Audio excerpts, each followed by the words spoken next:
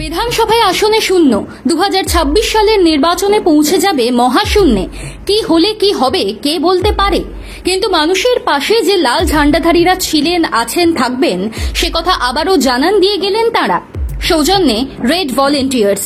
কলকাতা ও সংলগ্ন অঞ্চল এখনো জলমগ্ন, মেঘভাঙা বৃষ্টিতে জনজীবন ব্যাহত, বিপর্যস্ত। সে সময় ওই শূন্য থেকে মহাশূন্যের জল্পনায় থাকা দলের কর্মীরাই হয়ে উঠলেন ত্রাতা, যাঁদের এতদিনে রেড ভলেন্টিয়ার হিসেবে চিনে গিয়েছে বাংলার মানুষ।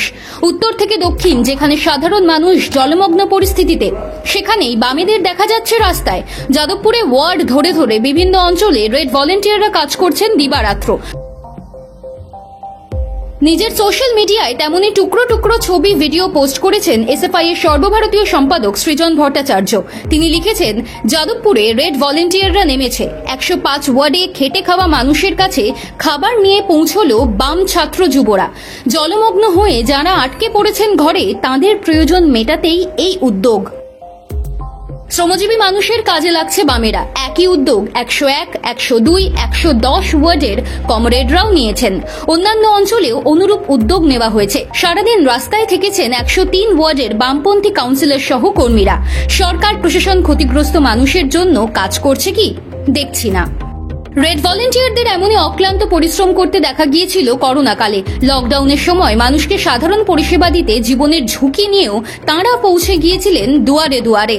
অক্সিজেনের অভাব থেকে মুমূর্ষুদের সেবায় ঝাঁপিয়ে পড়েছিলেন রেড ভলেন্টিয়াররা। সাধারণ মানুষ উপকৃত হয়েছিলেন, ধন্য ধন্য করেছিলেন বামপন্থী সংগঠনের কর্মীদের এই কাজকে। করোনাকাল চলে গিয়েছে, কিন্তু রেড ভলেন্টিয়াররা তাঁদের কাজ থামাননি, যার প্রমাণ পাওয়া গেল পুজোর ঠিক আগে বিপর্যয়ের কলকাতায়। তবে শুধু মানুষের পাশে দাঁড়িয়ে সেবাই নয়, জলমগ্ন কলকাতা ও তার আশেপাশের এলাকার মানুষকে যে দুর্দশার মধ্যে দিয়ে কাটাতে হচ্ছে, সেটাকে বিরোধীদের বিরুদ্ধে প্রচারে হাতিয়ারও করছে বামফ্রন্ট। এই নিয়ে মিছিল বের হয়েছে শহরে। সৃজন ভট্টাচার্য, কলতান দাশগুপ্তর মতো নেতারা সরাসরি আক্রমণ করছেন তৃণমূল পরিচালিত পৌরসভা ও রাজ্য সরকারকে। সোশ্যাল মিডিয়ায় জলবন্দী শহরের যন্ত্রণা ও কিছু প্রশ্ন শিরোনাম এক দীর্ঘ পোস্টে সৃজন যা লিখেছেন।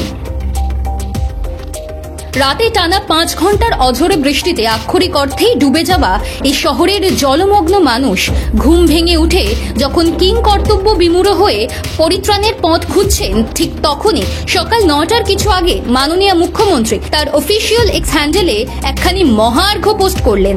না, সেই পোস্টে জলবন্দী শহরবাসীর জন্য কোনো আশ্বাস ছিল না। সত্যি বলতে কি, এই ভয়ানক ও দুর্বিষহ পরিস্থিতি নিয়ে অথবা এমনকি এহেন বেলাগাম বর্ষণ প্রসঙ্গে একটিও শব্দ ছিল না। তিনি তার লেখা ও সুরারোপিত পুজোর গান শোনার অনুরোধ জানিয়ে ওই পোস্টে রাজ্যবাসীকে দ্বিতীয়ার শুভেচ্ছা জানালেন। এই পোস্ট দেখে গভীর যন্ত্রণায় আমাদের মনে পড়ছিল নিরো অগাস্টাস সিজার ক্লডিয়াস জার্মানিকাস ওরফে সম্রাট নিরোর কথা। রোম নগরী যখন লেলিহান আগুনে জ্বলছিল, তখন ঘরে বসে নিশ্চিন্তে বেহালার ছট টেনে সুর তুলে গেছিলেন। অর্থাৎ রথ দেখা ও কলা গাছের মতো সিপিআইএম জনসেবাও বিরোধীদের আক্রমণও করছে আবার। 7 মাস পরের ভোট হয়তো আলোচনা চর্চায় ঢুকে পড়েছে, কিন্তু মানুষের পাশে থাকার জন্য অবিরত যে কয়েক কাজ দশক ধরে করে চলেছে বামেরা, সেখান থেকে এক বিন্দু নড়েননি ছাত্র যুবরা। নতুন প্রজন্মের হাত ধরে সিপিআইএম এর আবারও প্রত্যাবর্তন হচ্ছে। মানুষের মন ঘুরছে লাল ঝান্ডার দিকে, এমনও বলতে শুরু করেছে রাজনৈতিক মহল। ভোট নিয়ে চর্চা চলবে, কিন্তু আলোচনায় থাকবে রেড ভলেন্টিয়ার্সদের মানবিক প্রচেষ্টা, মানুষের পাশে থাকার উদ্যোগ।